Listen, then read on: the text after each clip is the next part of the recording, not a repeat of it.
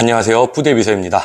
이번 영상은 요식업 사장님들과 함께 공감할 수 있는 특별한 영상을 준비했습니다. 바로 손님의 말을 전부 믿지 마라 라는 내용입니다. 우리는 장사를 하다 보면 손님들의 수많은 언어를 듣게 됩니다. 마치 여성의 언어를 남성이 알아듣지 못하는 것처럼 손님의 언어도 참 복잡한데요. 오늘은 그 복잡한 언어들을 파헤쳐보는 시간을 가져보도록 하겠습니다. 메뉴를 오래 고르는 손님일수록 가장 싼 메뉴를 주문합니다. 아직 뭘 먹을지 못 정했어요 라고 말하며 메뉴판을 한참 들여다보는 손님들, 이런 경우 보통 두 가지 심리 상태에 있습니다. 첫째, 가격 대비 가성비를 철저히 계산하고 있습니다. 메뉴판의 모든 가격을 비교하면서 가장 저렴하면서도 양이 많은 메뉴를 찾고 있는 겁니다. 둘째, 경제적 부담감 때문에 선택을 주저하고 있습니다. 비싼 메뉴를 먹고 싶지만 지갑 사정상 포기해야 하는 상황에서 오는 갈등이죠. 실제로 메뉴를 5분 이상 고민하는 손님들의 80% 이상이 메뉴판에서 가장 저렴한 3개 메뉴 중 하나를 선택합니다. 이런 손님들에게는 오늘 추천 메뉴라며 적당한 가격대의 메뉴를 제안해 주시면 보다 빠른 결정을 도울 수 있습니다. 10명 중 9명의 손님은 불만이 있어도 직접 말하지 않습니다. 대신 조용히 떠나면서 주변 사람들에게 험담을 합니다. 괜찮다라는 말 뒤에 숨겨진 진짜 의미를 아시나요? 음식이 너무 맵거나 짜도 괜찮아요. 서비스가 좀 아쉬워도 괜찮아요. 음식이 좀 늦게 나와도 괜찮아요 라고 말하는 손님들이 정말 많죠. 하지만 이 괜찮다라는 말은 사실 참겠다는 뜻입니다. 한국 사람들의 특성상 직접적인 불만 표출을 피하려는 경향이 강해요. 갑질로 보일까봐, 예민한 사람으로 보일까봐 걱정하는 거죠. 문제는 이런 손님들이 그 자리에서는 아무 말 안 하지만 가족들, 친구들, 지인들에게 그 식당에 대한 부정적인 경험을 공유한다는 것입니다. 그래서 손님이 괜찮다고 말할 때는 오히려 더 세심하게 관찰해야 합니다. 표정, 음식을 먹는 속도, 대화 빈도 등을 체크해 보세요. 불평하는 손님 중 70%는 불만을 제대로 해결해주면 오히려 단골이 됩니다. 음식이 좀 짜네요. 생각보다 양이 적네요. 서비스가 좀 아쉽네요. 이런 말을 들으면 기분이 나쁘시죠? 하지만 실제로는 이런 손님들이 더 큰 기회입니다. 불평을 직접 표현하는 손님들은 사실 그 식당에 대한 기대가 있었던 분들이에요. 완전히 포기한 손님은 아예 말도 안 하고 그냥 나가버립니다. 불평을 말하는 순간은 이 식당이 개선될 여지가 있다면 다시 올 의향이 있다는 신호입니다. 이때 진심 어린 사과와 함께 즉각적인 개선 조치를 취해주면 이 손님은 높은 확률로 단골이 됩니다.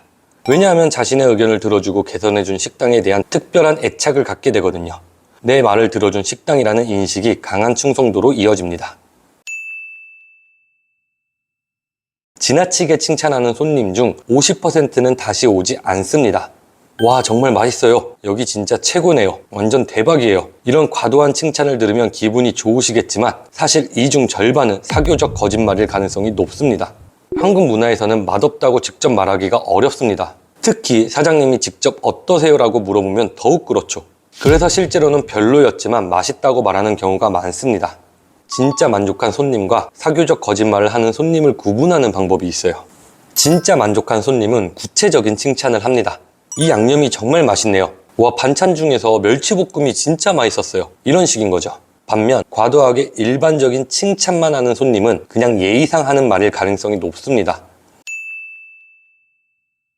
2명이 와서 1명만 계산하고 다른 1명이 먼저 나가면 그 식당에 불만족한 것입니다. 이건 정말 미묘한 신호인데요. 관찰력이 좋으신 사장님들은 눈치채셨을 겁니다. 보통 2명이 함께 와서 만족스러운 식사를 했다면 계산할 때까지 함께 있으면서 다음에 또 오자, 여기 정말 괜찮네 같은 대화를 나눕니다. 하지만 1명이 먼저 나가는 경우는 다릅니다. 이미 테이블에서 별로다라는 말이 오갔을 가능성이 큽니다. 그래서 1명은 그냥 빨리 나가자라는 심리로 먼저 나가고 나머지 1명은 어쩔 수 없이 계산을 하는 거죠. 이런 상황을 보시면 개선이 필요하다는 뜻입니다. 다 맛있어 보여요, 고르기 힘드네요 라고 말하는 손님들의 85%는 사실 어떤 메뉴가 특별한지 정확히 모르겠다는 의미입니다. 얼핏 들으면 메뉴가 다 좋다는 칭찬 같지만 실제로는 특별히 끌리는 메뉴가 없다는 뜻이에요. 진짜 특색 있고 매력적인 메뉴가 있다면 손님들은 이거 뭐예요? 와, 이거 맛있어 보이네요 라고 구체적으로 관심을 보입니다. 하지만 다 맛있어 보인다라는 말은 사실 다 똑같아 보인다는 의미거든요. 이런 반응이 나오는 이유는 크게 3가지입니다. 첫째, 메뉴들이 너무 평범해서 차별화가 안 될 때. 둘째, 메뉴 설명이 부족할 때. 셋째, 시그니처 메뉴가 명확하지 않을 때입니다. 이런 손님들은 결국 기억에 남지 않는 식사를 하게 되고 재방문 가능성도 떨어집니다. 야, 거기 뭐가 맛있었었지? 이렇게 물어봐도 거기 그냥 다 비슷비슷했어 라고 답하게 되는 거죠. 양이 너무 많아서 포장할게요. 집에 가서 먹을게요. 이런 말을 들으면 좋은 신호로 받아들이기 쉽지만 자주 듣는다면 실제로는 다른 이유일 경우가 많습니다. 첫 번째 이유는 맛이 기대에 못 쳤을 때입니다. 차마 맛없다라고 말할 수는 없지만 더 이상 먹기는 싫어서 포장을 요청하는 거죠. 이런 음식들은 대부분 집에 가서도 먹지 않고 버려집니다. 두 번째는 양이 많아서 불만족할 때입니다. 사람은 음식을 다 먹었을 때 만족도가 더욱 높아집니다. 음식량이 많아서 남기는 손님들이 많다면 그건 오히려 독이 될 수 있습니다. 진짜로 맛있어서 포장하는 손님들은 남은 음식이 아니라 음식을 추가로 포장을 합니다. 저 여기 자주 와요 라고 말하는 손님들 중 80%는 실제로는 처음 방문하거나 두 번째 방문입니다. 이런 거짓말을 하는 이유는 여러 가지가 있는데요. 첫째, 더 좋은 서비스를 받고 싶어서입니다. 단골로 인식되면 음식도 더 정성스럽게 해주고 서비스도 더 친절하게 해줄 거라고 기대하는 거죠. 둘째, 음식에 대한 불만을 제기할 때 더 설득력을 갖고 싶어서입니다. 제가 여기 자주 오는데 오늘은 좀 짠 것 같아요 라고 말하면 더 진지하게 들어줄 거라고 생각을 하는 거죠. 실제 단골과 구분하는 방법은 간단합니다.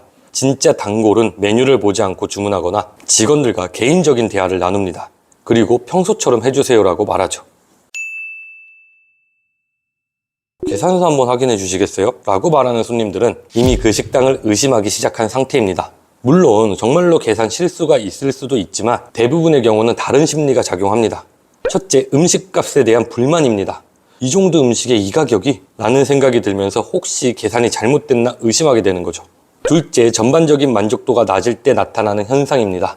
음식, 서비스, 분위기 등에서 아쉬움을 느꼈을 때 혹시 계산도 잘못됐나? 라고 의심하게 됩니다. 셋째, 가격 대비 가치를 느끼지 못했을 때입니다. 비싸다고 느끼면 자연스럽게 계산서를 더 꼼꼼하게 보게 되는 거죠.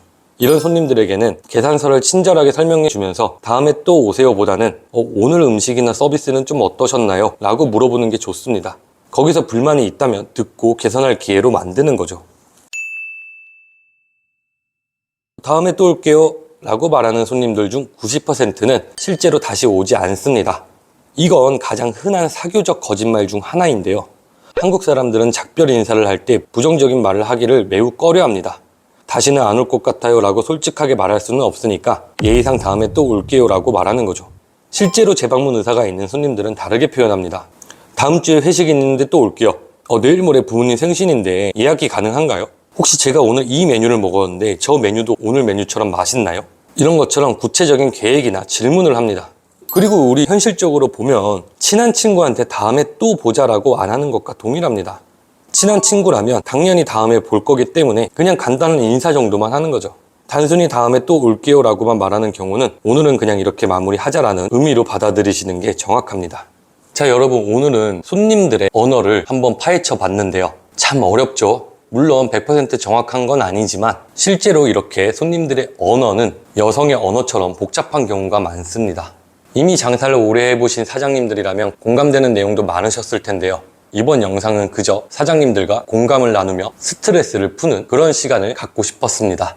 그래도 어쨌든 이 영상의 내용이 꽤 맞는 내용이니까 참고하셔서 손님들을 한 번 더 잘 바라보시길 바랍니다. 네, 사장님, 오늘도 고생 많으셨습니다.